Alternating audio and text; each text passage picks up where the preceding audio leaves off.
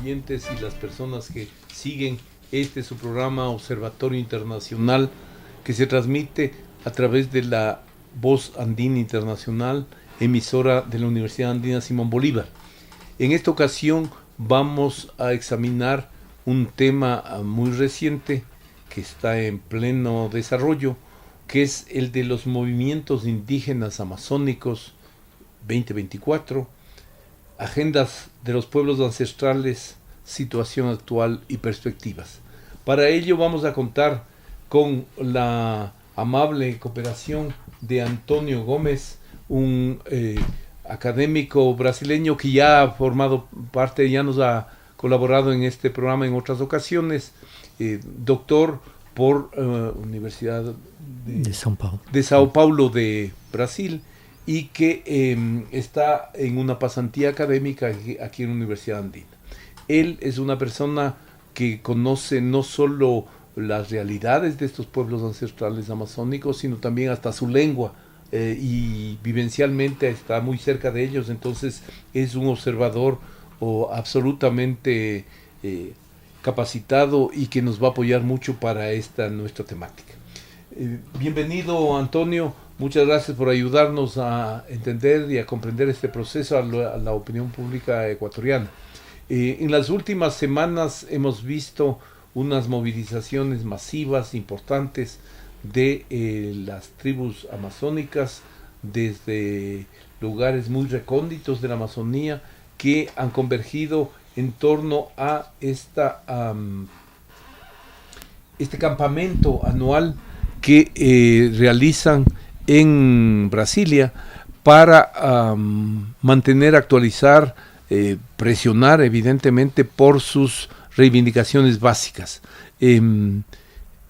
Por favor, ayúdanos situando estas movilizaciones en la perspectiva actual y luego en relación con la dinámica precedente del movimiento indígena. Muchas gracias. Con mucho gusto, profesor Marcos. Muchas gracias por la invitación. Sí, fue un gusto un placer estar aquí por segunda vez y saludar a todos los oyentes de la radio Voz Andina Internacional. Un gusto estar con ustedes. Sí, profesor Marcos. Entonces tenemos el llamado ATL en Brasil, acampamento Terra Livre, ¿no? Este es un proceso que ya lleva ahí sus décadas. Él se realiza de la siguiente manera. O sea, hay un reto importantísimo en Brasil, que es intento de unificar pueblos originarios de familias lingüísticas muy variadas, condiciones geográficas muy variadas, ¿no?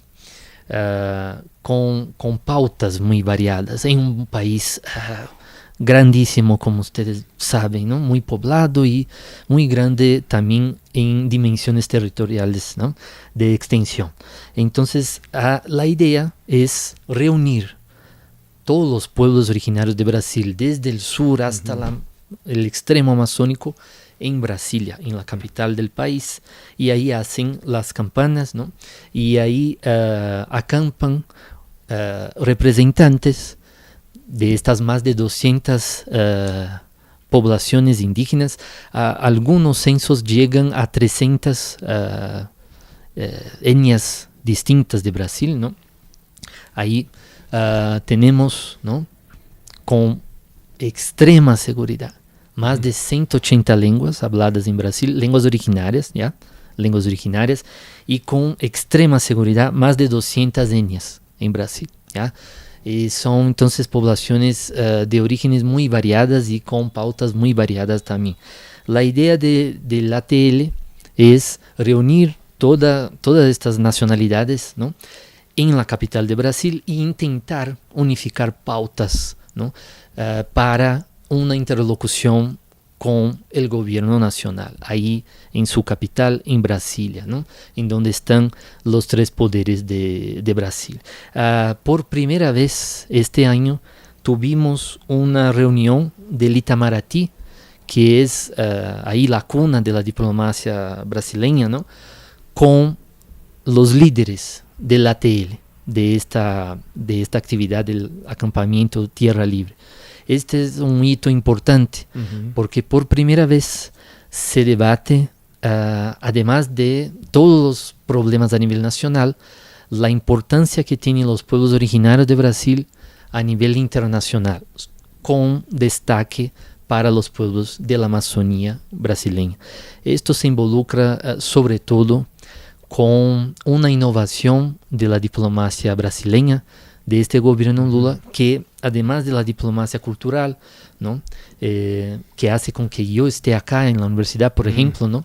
Ellos financian profesores para hacer diplomacia cultural, difundir las culturas de Brasil, y han abierto espacio para la diversidad étnico-racial de Brasil. Ahí tenemos hoy también libertad para difundir, dar a conocer más sobre los pueblos originarios. Hoy hay un brazo de la diplomacia brasileña que es la diplomacia ambiental también. Y dentro de la diplomacia ambiental, el Itamaraty ha entendido que los pueblos originarios cumplen un rol de protagonismo importante, ¿no? Entonces tenemos las pautas locales conectándose con pautas globales de manera muy estratégica, y ahora con más apertura en este gobierno de Lula 3, ¿no? El llamado Lula 3, pese a sus problemas, ¿no?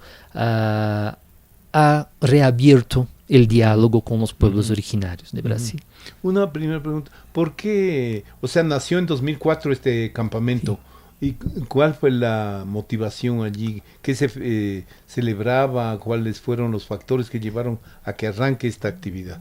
El principal factor, profesor Marcos, era la ausencia de organizaciones de unificación nacional. Entonces, desde ahí fue surgiendo años después, ¿no? Cuando evolucionó el acampamiento, surgió la APIB, que es la articulación de los pueblos indígenas de Brasil, ¿no? O sea, la gran necesidad era de intento de unificación nacional de los pueblos. Ahí podemos regalarles un par de ejemplos, ¿no? Por favor. Por ejemplo,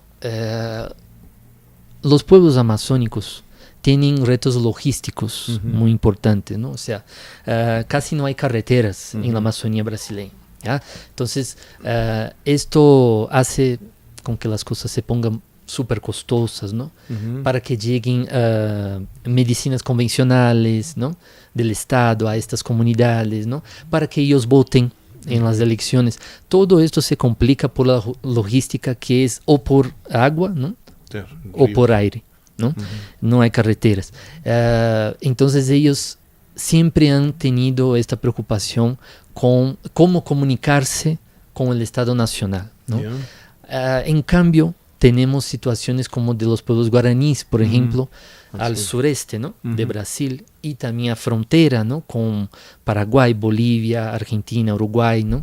Y además de fronterizos, ¿no? Ellos están en zonas bastante urbanizadas de Brasil. Y ahí hay otros temas, ¿no? Que llegan, ¿no? Como la valoración de la cultura, por ejemplo, ¿no? Y también temas vinculados a la drogadicción, por ejemplo. O sea, son pautas muy variadas, ¿no? Mientras unos necesitan más comunicación, otros están ahí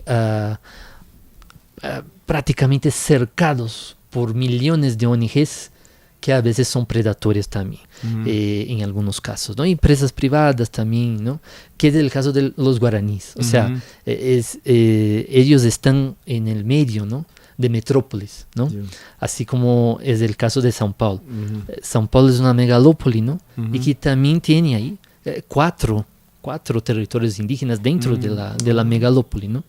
O sea, esto es poco difundido, pero es importante subrayar que hay poblaciones indígenas ahí, en estas megalópolis de Latinoamérica también, en el caso de Brasil, ¿no? Quedaron atrapadas y no tienen nexos con las otras. No, sí tienen nexo, ¿no? Tienen nexo con las otras, pero la especulación inmobiliaria, por ejemplo, ha sido un tema súper importante ahí, ¿no? Porque se quiere verticalizar con toda fuerza y ya están ahí al lado, ¿no? De estas comunidades también. Ahora, una pregunta que es estructural más bien.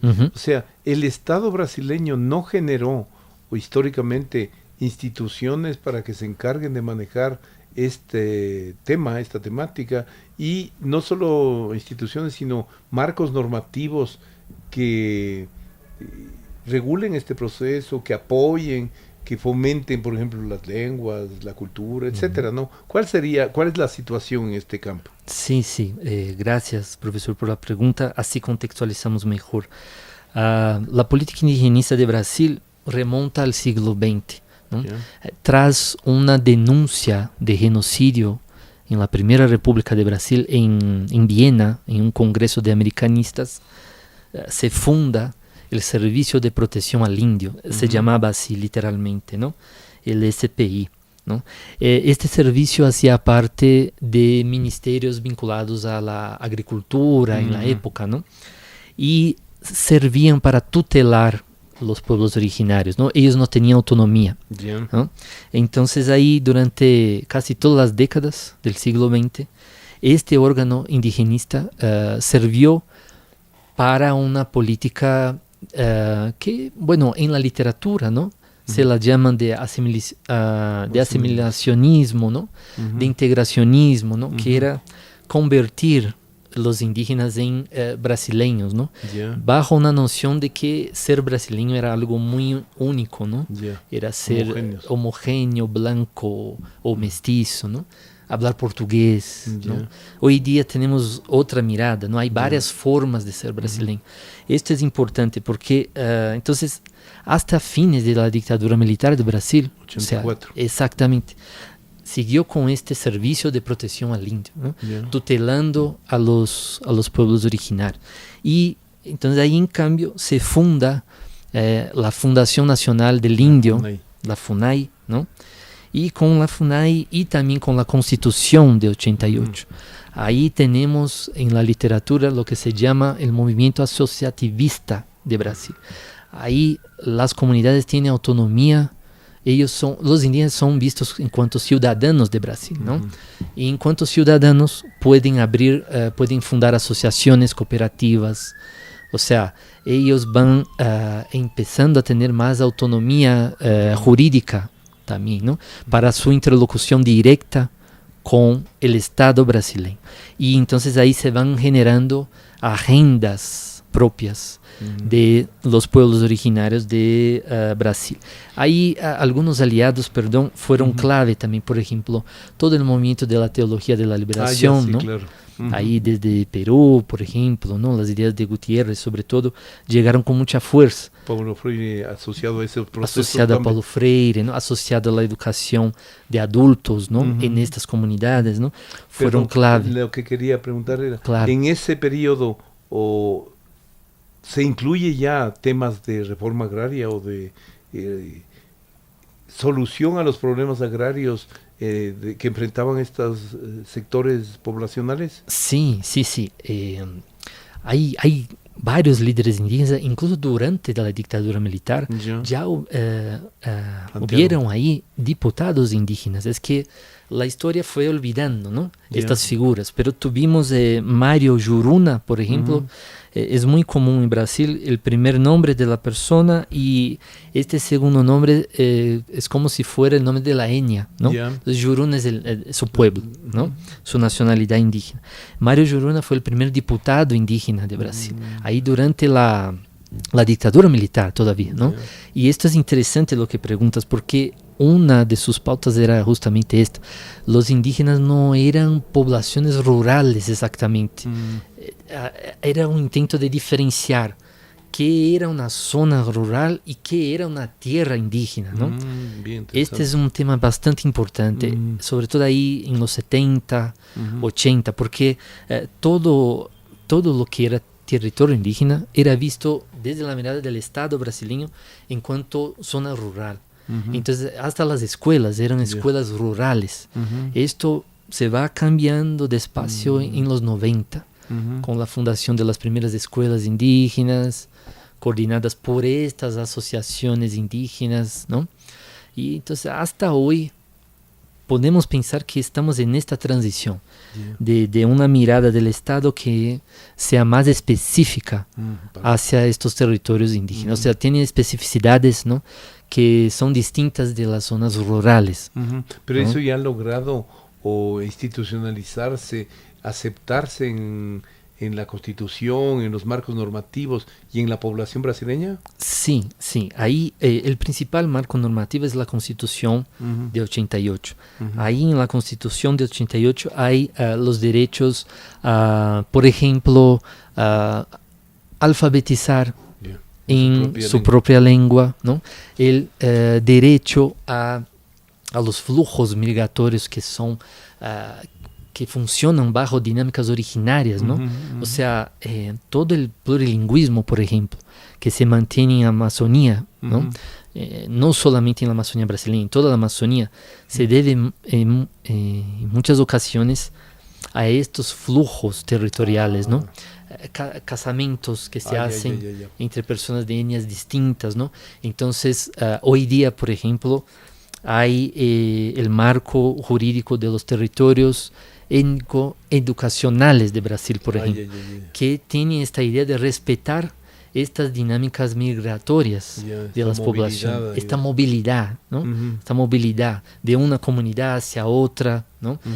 Familias que tienen sus parientes ahí y van migrando y después regresan, ¿no? Entonces, este tipo de movilidad hay que respetarlo, ¿no? Porque esto genera calendarios propios de agricultura, calendarios propios vinculados a la salud también y a la educación, ¿no?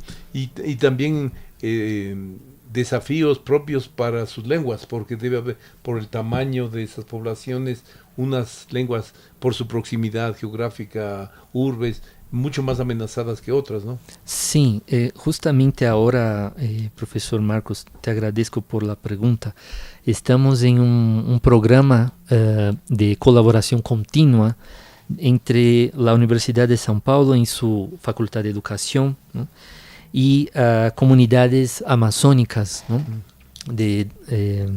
sobre todo del noreste amazónico, de la frontera con Venezuela y Colombia, ¿no?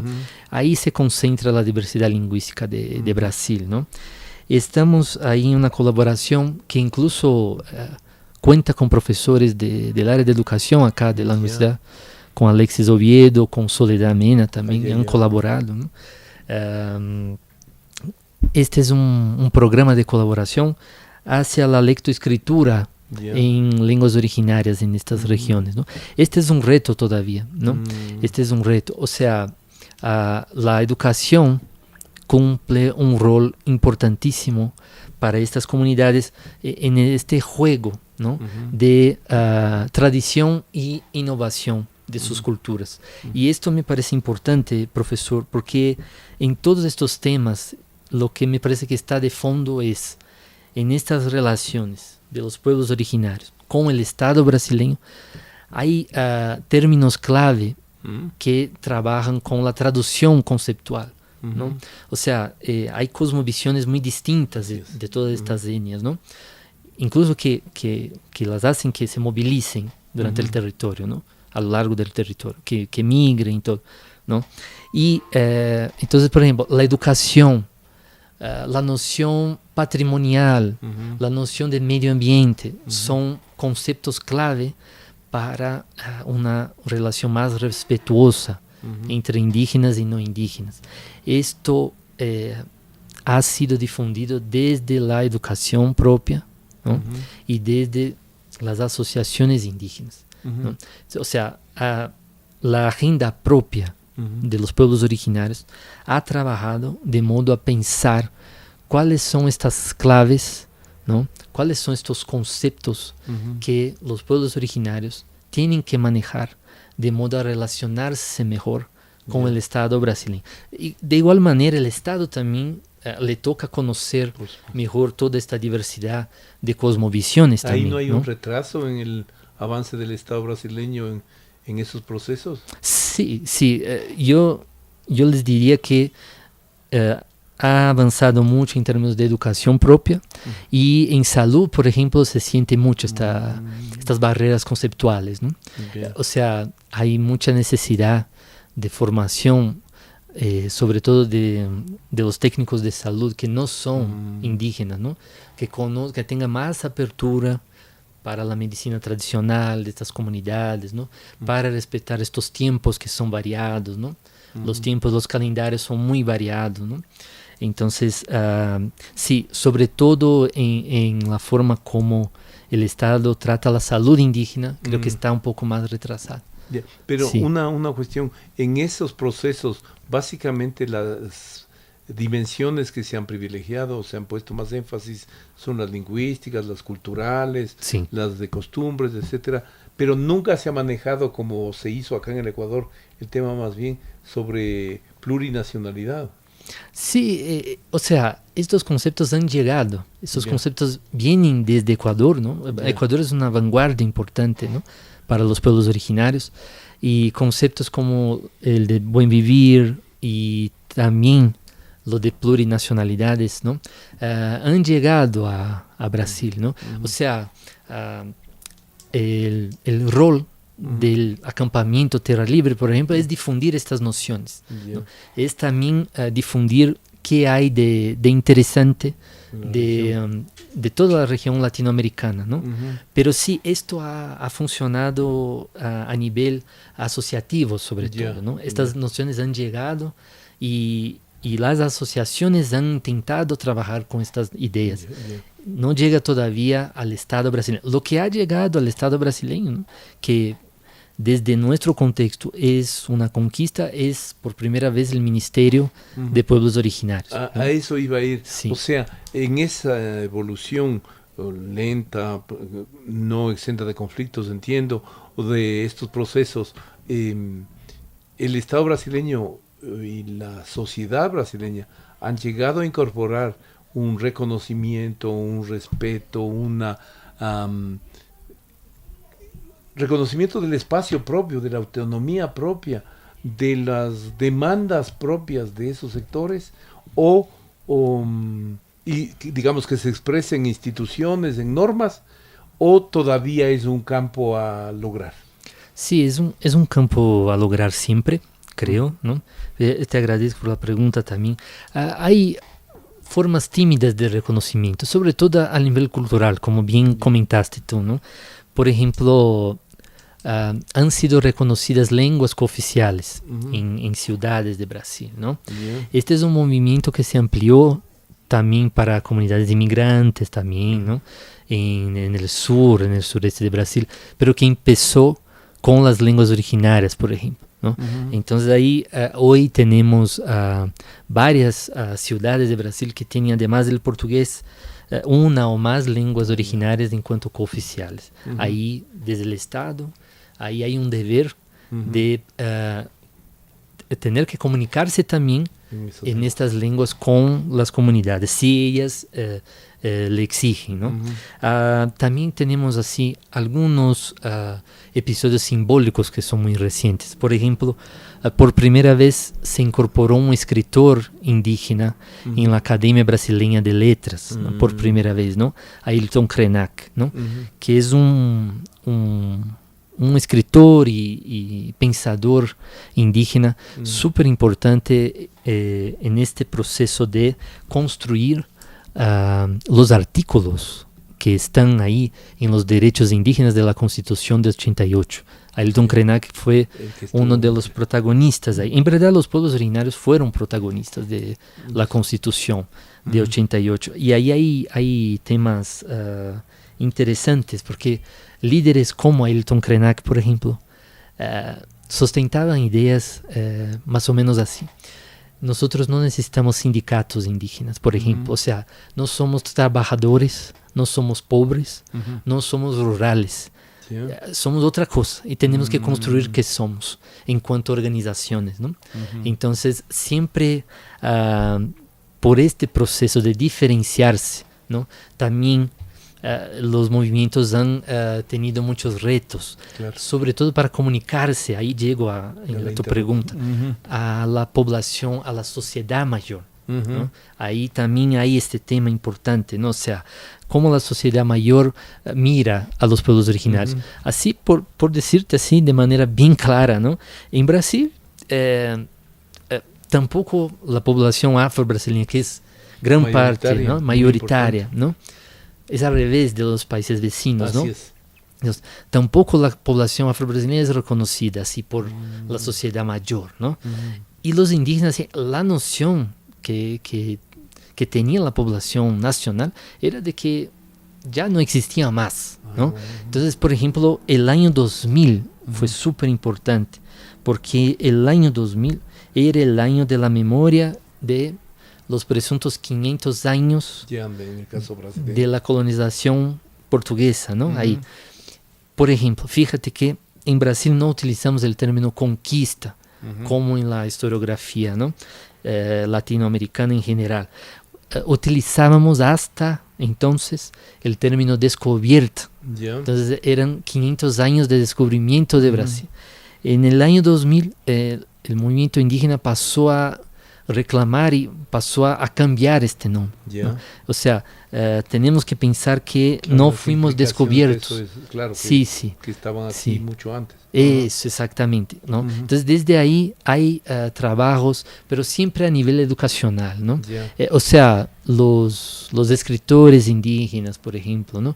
Los educadores han trabajado con este espacio que fue el primero que les abrió las puertas, ¿no?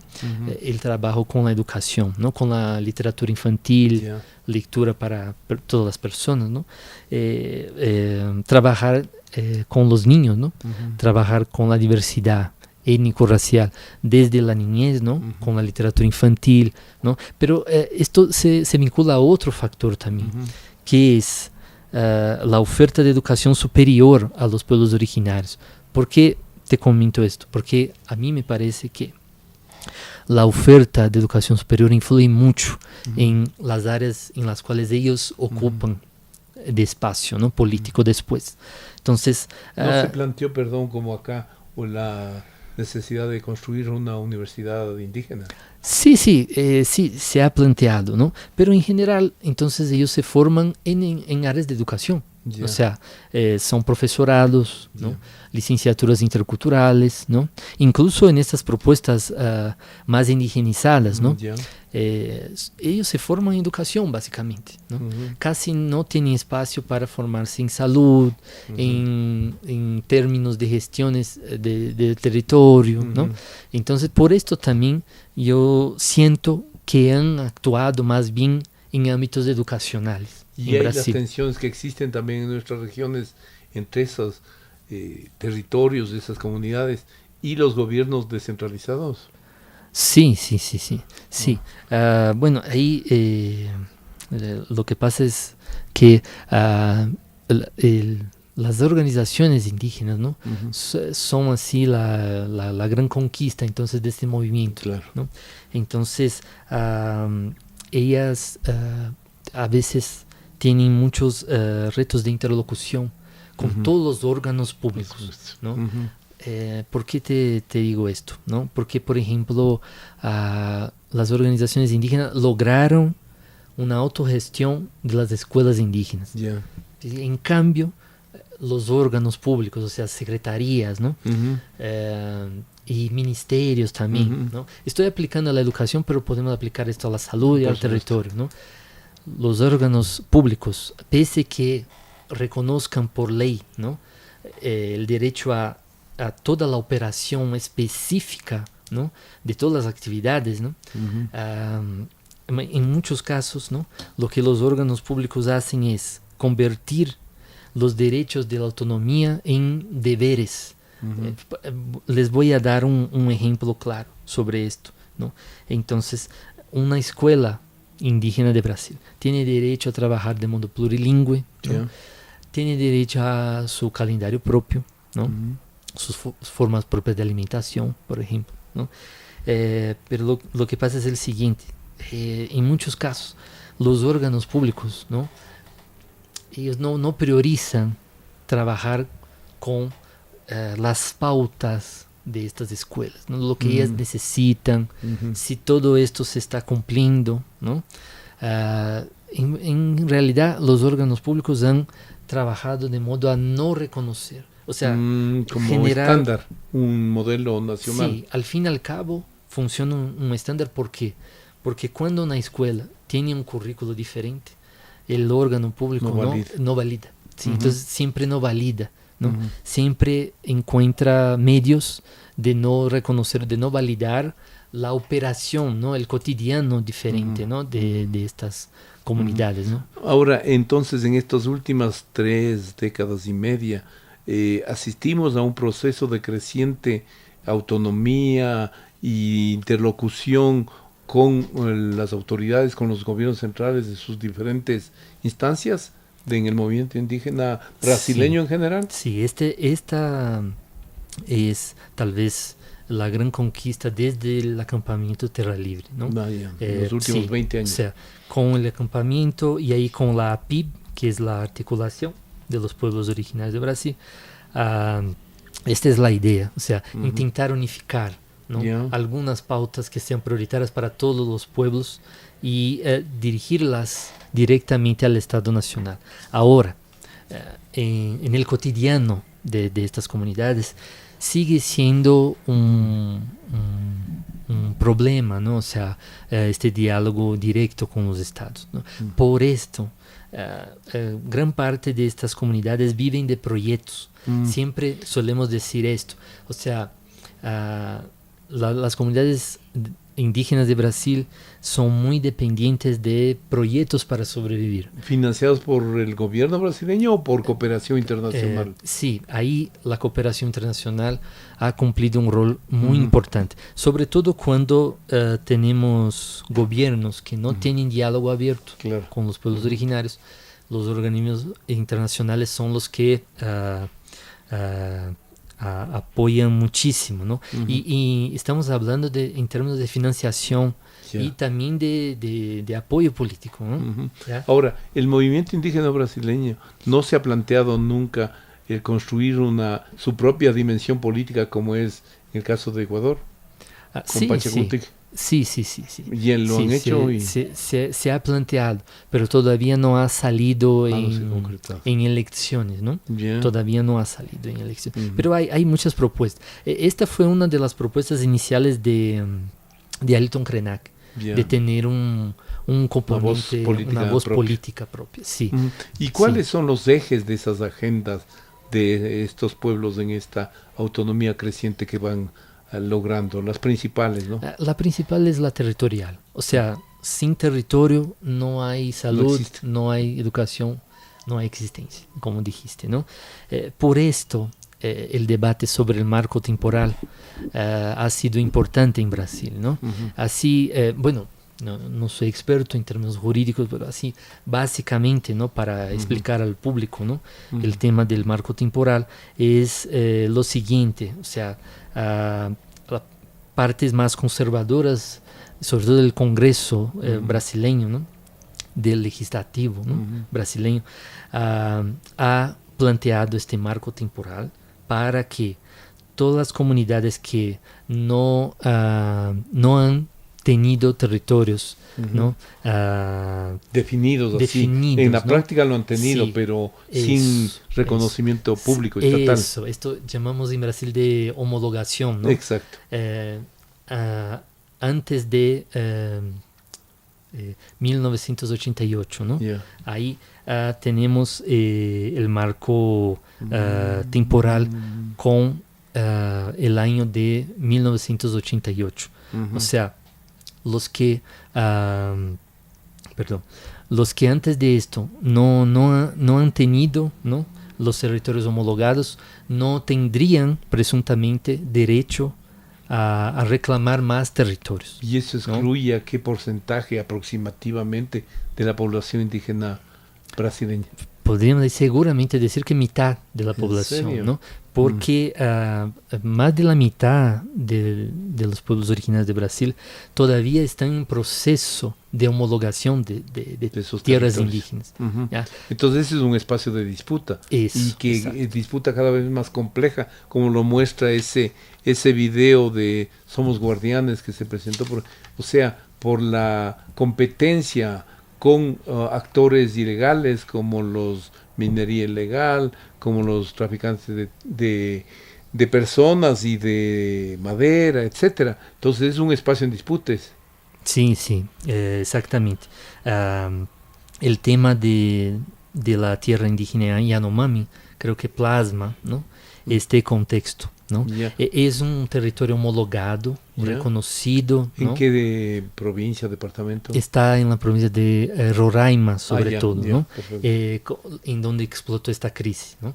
Porque hay otros territorios de Yanomami también, en donde yo trabajo en el noreste amazónico también, ¿no?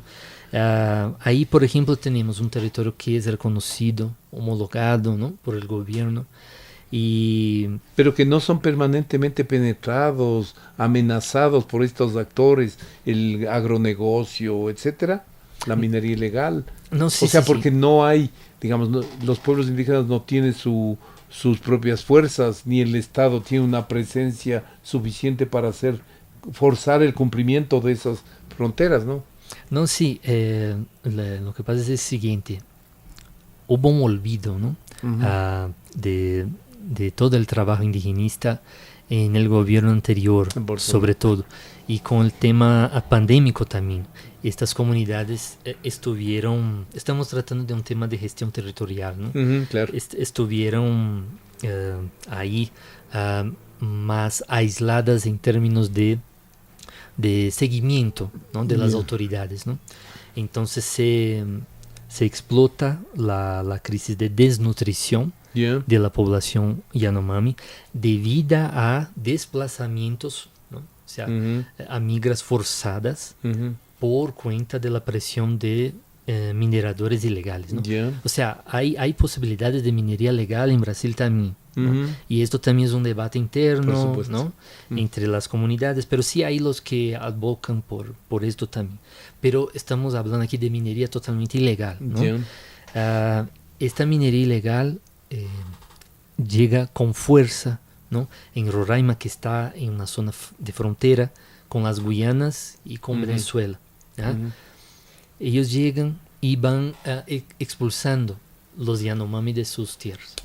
Los Yanomami no son pueblos de pesca, son pueblos que desde su cosmovisión, ¿no?, priorizan la caza en la foresta, ¿no?, más al fondo de la foresta, de la selva amazónica. Entonces les complica muchísimo su subsistencia. La subsistencia. Esto ha generado, ¿no?, y tenemos estudiantes que han trabajado con esto, ¿no? Esto ha generado mucha desnutrición de toda la población Yanomami, desde niños hasta adultos, y con un recorte muy importante a las mujeres Yanomami, porque las mujeres, además de sufrir con desnutrición, sufren también con muchas situaciones de acoso, y desde ahí viene el tema de las enfermedades sexualmente transmisibles. ¿Ya? Entonces estamos también en este periodo, ¿no?, con un curso en marcha. Eso me parece muy interesante. Sí, de la cátedra, ¿no? Aquí hay una cátedra Brasil Comunidad Andina, ¿no?, que es coordinada por Michel Levy, ¿no?, del CAI, y conjuntamente con la Flaxo estamos colaborando con un curso de gestión de proyectos socioambientales destinado exclusivamente a líderes indígenas de Latinoamérica. Y ahí tenemos estudiantes de varios países: Guatemala, Ecuador, tenemos estudiantes de la Amazonía ecuatoriana, y tenemos un grupito de estudiantes brasileños. Ahí tenemos una estudiante que trabaja con un consejo indígena, ¿no? En Brasil ahí tenemos las asociaciones de base, tenemos consejos y tenemos federaciones, ¿no? Ya agrupando regionalmente. Eso, exactamente. Y una de nuestras estudiantes trabaja en el Consejo Indígena de Roraima, justamente. y ellos han tenido muchas dificultades en trabajar con esta situación de los Yanomami, por ejemplo, pese a toda la repercusión internacional, ¿no? Que ha tenido este caso, ¿no? Y esto ha forzado al gobierno brasileño a llevar la Policía Federal, ¿no? A desmantelar, ¿no? Campañas de minería, ¿no? Pero aún así, igual estas organizaciones ilegales, ¿no? Que están mezcladas con narcotráfico, ¿no? Con prostitución, ¿no? Ellas también se van reconfigurando rápidamente y ya han reaccionado también, ¿no? Y ellas siguen en el territorio, ellas han reinventado, ¿no? Se han reinventado con una rapidez tremenda, ¿no? Y esta nuestra estudiante, ¿no? Se llama Charlane, en este curso que es coordinado por el profesor Víctor López Acevedo, de la Flaxo, ¿no? Este estudiante ha trabajado justamente con esto, o sea, ella nos ha aclarado muy bien que los consejos, las asociaciones son extremadamente dependientes de proyectos, y son dependientes ¿Qué son de proyectos tipo agua potable o manejo de desechos, cosas pequeñitas? De todos los temas que puedas imaginar, profesor, desde temas de recursos hídricos, ¿no? Temas educacionales, de todos los temas. ¿Por qué? Porque la política pública existe en Brasil, pero no ha alcanzado comunicarse y implementarse en todos los territorios indígenas. Ahí también tenemos el tema geográfico, ¿no? Claro, muy disperso, enorme. Sí, Brasil. sí. Pero ahí el caso de esta nuestra estudiante Charlane es muy emblemático, porque ella nos da esta dimensión del problema, ¿no? O sea, si no hay proyecto, no hay intervención. No hay intervención, porque incluso la logística es costosa, ¿no? Movilizarse ahí por río es caro, ¿no? Y además de esto, hay también la seguridad de estas personas, que está amenazada, porque estamos tratando de grupos armados, ¿no? La minería ilegal trabaja con armas de fuego. Entonces, ¿no? El rol que puede cumplir allí la cooperación bilateral de algunos países europeos que, por ejemplo, muy motivados a veces por fines internos, fines políticos domésticos, de defender la Amazonía, podrían ser muy útiles para financiar y apoyar estos procesos? Sí, sobre todo con la agenda climática, ¿no? Sobre todo con la agenda climática. Incluso hablábamos sobre esto en la entrevista anterior, ¿no?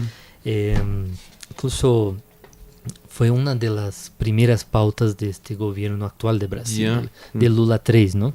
Trabajar con la reactivación de todos los fondos de financiación venidos de Unión Europea y de otros estados también que apoyan sobre todo la Amazonía brasileña en términos de cuidado con los cambios climáticos, ¿no?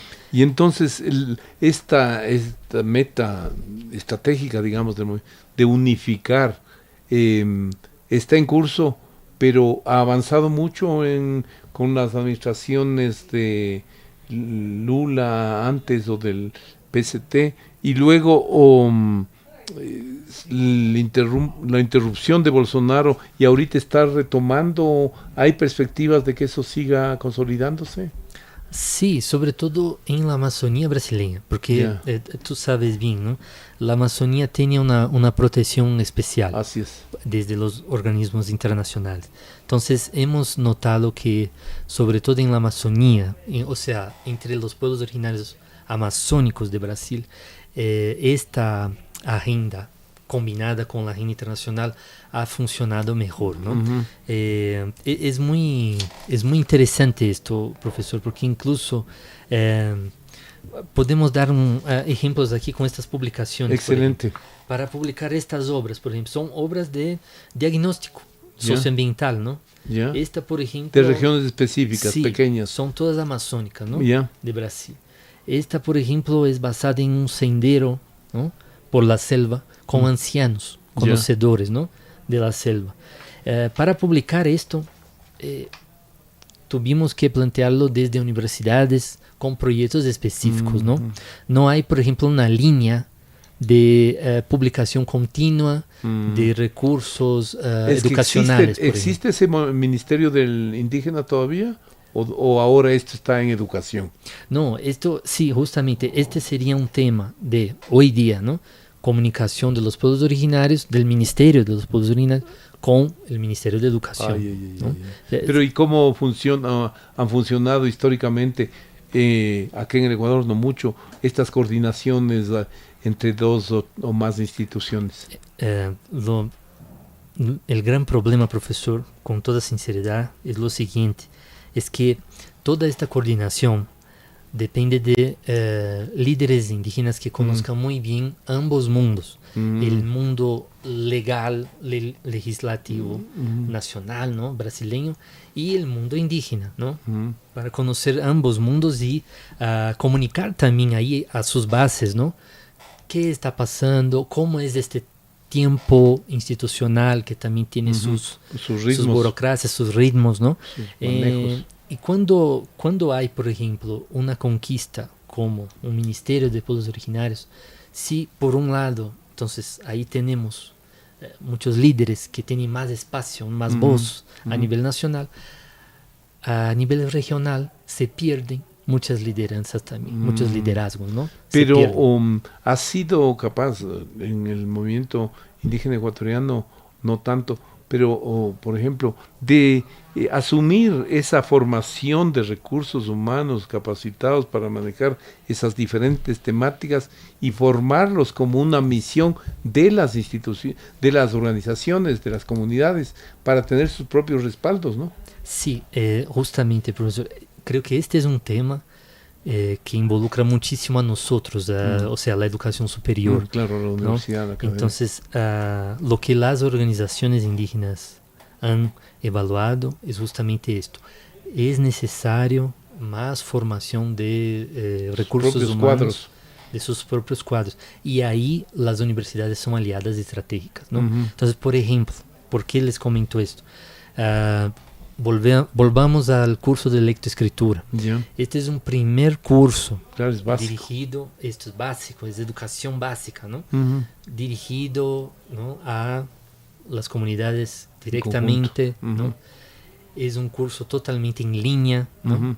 Es algo nuevo en Brasil, es un formato nuevo. Post-COVID. ¿no? Post-COVID, sí, porque ahí ahora muchas de esas comunidades tienen conexión con internet, ¿no?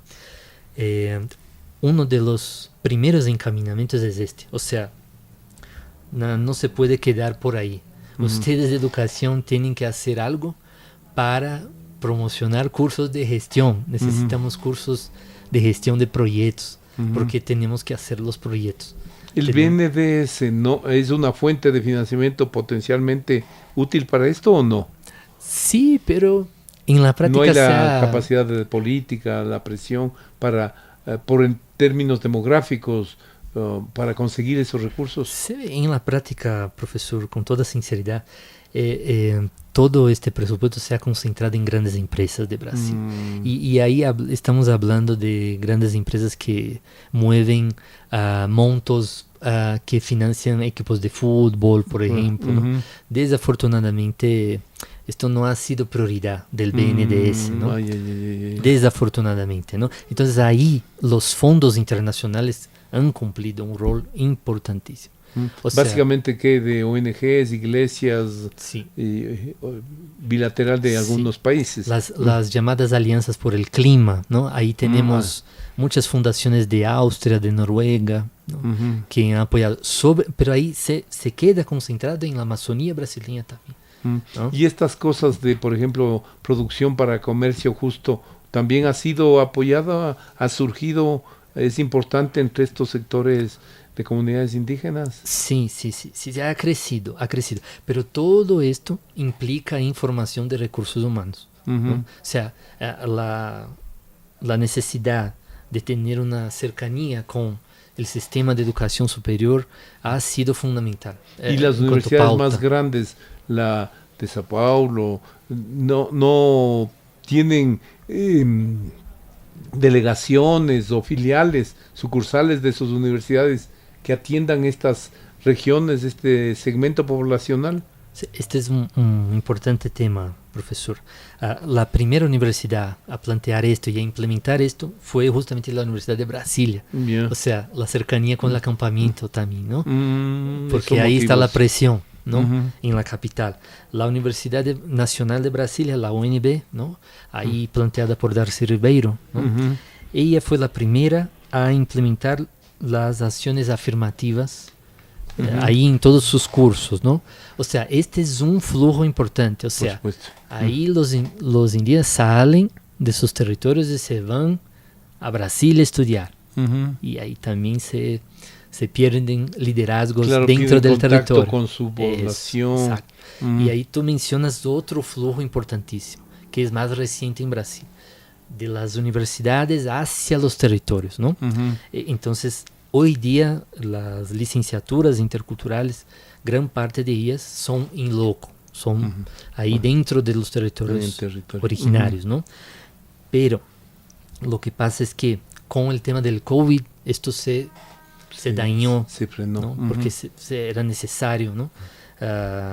Frenar el contacto, ¿no? Uh-huh. Y ahora post-COVID, entonces, por ejemplo, nosotros en la Universidad de São Paulo, ¿no?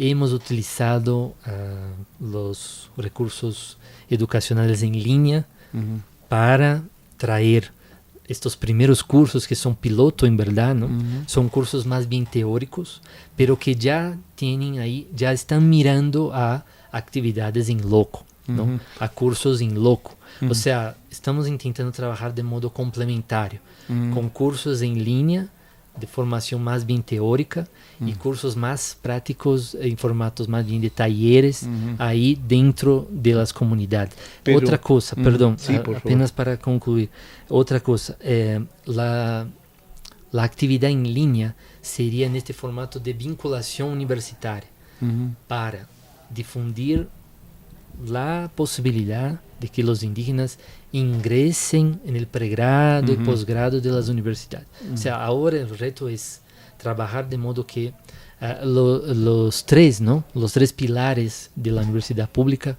trabajen en favor de esto, o sea, como vinculación, investigación y educación, docencia. ¿no? Docencia, trabajen de manera que se retroalimente. Pero ahí ¿sí? no hay el problema del multilingüismo, no es una barrera, un desafío complementario adicional. Esto ha sido un tema en los exámenes de ingreso. Uh-huh. Entonces, hoy ha habido el tema de utilizar lenguas originarias en el examen de ingreso uh-huh. de los estudiantes indígenas, ¿no? Esto ya es una realidad en algunas universidades, ¿no? Uh-huh. Pero, así, para darles un ejemplo, ¿no? Yo cuando ingresé en la maestría era obligatorio un examen previo de lengua inglesa uh-huh. y era eliminatorio antes de los exámenes de contenido específico, ¿no? Entonces ahí uno ya sale. Si no pasa, no sí, pasa. Ya no ingresa si no tiene inglés. Uh-huh. Entonces esto ha cambiado. Uh-huh. Entonces ahora hay una variedad grande de idiomas, incluso en algunas universidades, pocas todavía, el estudiante puede hacer el examen en su propio idioma, ¿no? Pero pienso que el tema importante que hemos logrado es comunicarse directamente con las organizaciones de base uh-huh. a través de los cursos en línea uh-huh. y a través de estos cursos en línea hacer la oitiva, ¿no? Uh-huh. Consultarles con respecto a qué tópicos quieren estudiar. Y desde ahí tenemos hoy muy claro que es necesario formarse en todos los ámbitos, ¿no? Pero sobre todo en temas de gestión. Yeah. Es lo que más les interesa, cómo gobernar, manejar su territorio. Exacto. Uh-huh. Y ahí en la gestión regresamos al tema inicial, que es gestionar, conocer todas las herramientas de gestión no indígena para relacionarse mejor con el Estado nacional. Uh-huh. Entonces, para ir haciendo ya el balance, la situación actual, luego de este 20º campamento indígena realizado en Brasilia hace una semana, un poco más, en términos de la defensa del territorio, de la linderación, ¿cómo estaría? ¿Cuál sería el balance, el estado de situación y las perspectivas un poco de estos movimientos? Sí, el principal balance es que hoy se tiene muy claro, ¿no?, con la utilización de las redes sociales y todo, ¿no?, de los teléfonos, que la minería es un problema, una amenaza real. Es una amenaza real, sí, y que involucra a muchos entes. No hay articulaciones también con el poder local. No, sí, pero lo que se ha diagnosticado es que se está tratando de un problema internacional, ¿no? Que la minería ilegal no está apenas en Brasil, ¿no? Así es. O sea, los mismos que financian la minería ilegal en Brasil están en Venezuela, están en Paraguay, están en todos los países vecinos, Así ¿no? es. Entonces, uno de los temas es conocer más en fondo esto, y para esto es necesario contar con la inteligencia del Estado nacional. O sea, no es apenas tratar de apagar los incendios, que son, por ejemplo, como temas reactivos. Estos son los temas reactivos, ¿no? O sea, desnutrición de la población Yanomami. Esto hay que trabajar para anteayer, obvio. Claro. Pero, son emergentes, ¿cómo trabajar con inteligencia? Con más inteligencia, con más para tecnología. Que sea durable en los efectos que se logren allí, ¿no? Y en el segundo tema, el tema de la minería, de no a la minería. ¿Cómo está la situación ahorita y un poco las perspectivas? Sí, es justamente esto. O sea, hay que tratar la minería con inteligencia de gestión territorial. Bien. ¿No? O sea, ahí ingresamos en un tema de seguridad que es nacional de Brasil, ¿no? O sea, no es apenas combatir violencia con sanciones, con cárceles, porque ¿no? estás asociado a temas de narcotráfico, temas de corrupción, etcétera. Esto exige inteligencia, o sea, sistemas tener indicadores. Sí, tener indicadores. Localización. Sí, con un ejemplo básico, sí. Tener inteligencia para rastreo de teléfonos, por ejemplo. Trabajar más bien en estos temas, ¿no? En temas de inteligencia, de tecnología, ¿no? ¿Ya? Esto es importante porque estos grupos de la minería ilegal siempre están en movimiento. Ellos siempre están en movimiento. Entonces, cuando hay monitoreo en Amazonía, ellos bajan un poco más al centro. Y así sigue. Y ahora, en el tema que está relacionado con los anteriores, pero esto de la linderación, ¿finalmente va a pasar o no eso de fijar una fecha límite para que solo hasta esa fecha sean considerados esos territorios? ¿O la resistencia indígena, la lucha indígena va a permitir dejar abierto el tema como debería ser? Porque hay muchísimos territorios en los cuales los temas todavía no han llegado a plantearse formalmente, ¿no? Sí. Hemos visto una serie de postergaciones, ¿no?, de estos procesos sobre el marco temporal, ¿no? Y el movimiento indígena evalúa, ¿no?, que postergar también puede ser importante incluso para ir en contra del marco temporal, porque todavía el Congreso brasileño no tiene tantas personas que apoyen a los pueblos originarios. Es estratégico plantear, pero por lo menos frenar esa fijación de una fecha, que quede abierto el tema hasta mejores condiciones, mejor balance de fuerzas, ¿no? Sí, la tendencia es que esto siga siendo postergado por mucho tiempo, justamente para que los pueblos originarios tengan más apoyadores en el Congreso Nacional. Y allí, para concluir, ¿hay alguna perspectiva, algún esfuerzo, cómo han avanzado hasta acá en términos de lograr colocar en el Congreso, en el Poder Legislativo, mayor representación indígena? ¿Hay esfuerzos que tan importantes? ¿Qué resultados se ha tenido? ¿Cuáles serían las perspectivas? Sí, hay muchas ideas, ¿no? Hay muchas ideas. los líderes, ¿no? Las lideresas indígenas han participado de partidos más vinculados al ambientalismo, ¿no? Al ecosocialismo, ¿no? Y también hay ideas de fundar un partido indígena también, ¿no? Pero Brasil funciona bajo coaliciones, ¿no? Entonces, en estas coaliciones, el aspecto proporcional de cada partido, el cociente electoral es súper importante. Entonces, veo que hay una tendencia en ingreso de líderes indígenas en grandes partidos. Y en grandes partidos, ¿no? Que crecen mucho, ¿no? Y ahí son cooptados y pierden contacto con las agendas comunitarias. Sí, yo no diría cooptados, ¿no? Creo que hemos cambiado un poco estos términos, pero es esto lo que dijiste, afines, o sea, la agenda del partido se superpone a agendas comunitarias, locales, ¿no? Y para terminar, entonces, para tener una idea muy precisa, en la Amazonía en particular, la amenaza principal es la expansión del agronegocio, como fue durante el gobierno de Bolsonaro, con incendios para ir ampliando la frontera agrícola, o es la minería. A mí me parece que es la minería. ¿Así? ¿Sabes por qué? Porque desde el agronegocio ha habido una pequeña apertura, pero ha habido una apertura para diálogo en términos de una agroindustria más sostenible. Entonces hay líderes que ya han utilizado estas pautas, ¿no? Incluso hemos tenido en las últimas elecciones de Brasil una candidata a la presidencia que después se alió a Lula, que se llama Simone Tebet, ¿no? Ella es de Mato Grosso, ¿no? Que es un estado muy pungente en agronegocio, ¿no? Y ella trabaja bajo estos términos, ¿no? De agronegocio sostenible, ¿no? Agrobiodiversidad, ¿no? O sea, volver la agroindustria más sofisticada, con más diálogo con la agenda internacional.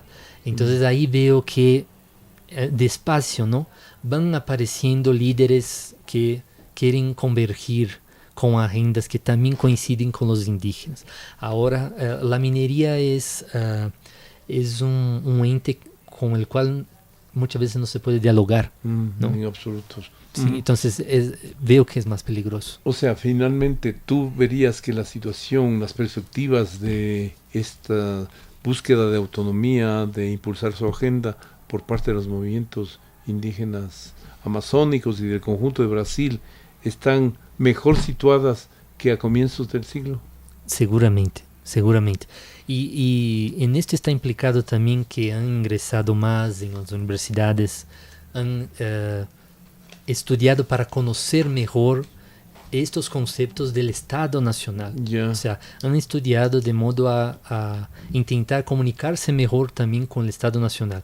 O también cobrar al Estado, ¿no? Exigir que el Estado se comunique más con ellos también. Pero ahí han llegado a topar también el asunto sensible, global, de los servicios medioambientales, algún reconocimiento, o sea, que canalice, por ejemplo, esos flujos de recursos que constatabas tú hace un rato, no existen o son limitados para los pueblos indígenas. Sí, son todas pautas, ¿no? Son todas pautas, están en debate. Esto está en debate, ¿no? Ahora, como habíamos hablado al principio, ¿no? Con la gran diversidad de contextos, ¿no? De los pueblos originarios en Brasil, desgraciadamente, ¿no? Hemos tenido que manejar muchas situaciones de extrema urgencia, ¿no? Como las de los Yanomami, por ejemplo, que están en grados altos de vulnerabilidad, ¿no? Estamos hablando de desnutrición, ¿no? ¿Infantil o del conjunto de la población? Del conjunto de la población. Entonces ahí hay que apagar el incendio primero, Pero ¿no? el gobierno de Lula ha hecho diferencia ahí, ha apostado a colocar más recursos políticos y sobre todo financieros y humanos, técnicos, para enfrentar el problema. Sí, ha puesto. Desde su primer día de mandato, ¿no? Ahora, creo que incluso por esto tenemos ahora una mejor dimensión de cuán grande claro, es este problema. Sí. Uh-huh. Muchísimas gracias, Antonio, por estos elementos que nos ha brindado ahora para tener una visión absolutamente más amplia. Como vemos, es un tema en curso, en desarrollo, o implica procesos políticos, procesos sociales, económicos en la región, digamos en Brasil y en la enorme Amazonía. Sí, y en ¿puedo una palabrita final? Sí, claro. Claro, con estas palabras del profesor, te agradezco otra vez por la invitación, ¿no? Es un placer. Y apenas para subrayar, ¿no, profe? Es que la relación de Brasil y Ecuador ha sido bastante mediada por la interculturalidad, ¿no? Por investigaciones que antes no eran vistas como folclore, ¿no? Uh-huh. Aquí tenemos este ejemplo de Paulo de Carvalho Neto, ¿no? Que fue un folclorista importante, ¿no? Pero ahora estamos en un escenario, ¿no? Este escenario contemporáneo nos pide justamente conocer más diversidad de contextos, ¿no? Uh-huh. Y yo creo que el folclore fue importante, ¿no? Para una primera investigación, ¿no? Y tenemos mucho en común, ¿no? Uh-huh. Desde la diversidad cultural, ¿no? Brasil, Ecuador, Brasil y comunidad andina, ¿no? Y ahora tenemos justamente este reto, o sea, el folclore apagaba mucho las autorías, ¿no? De los conocimientos, ¿no?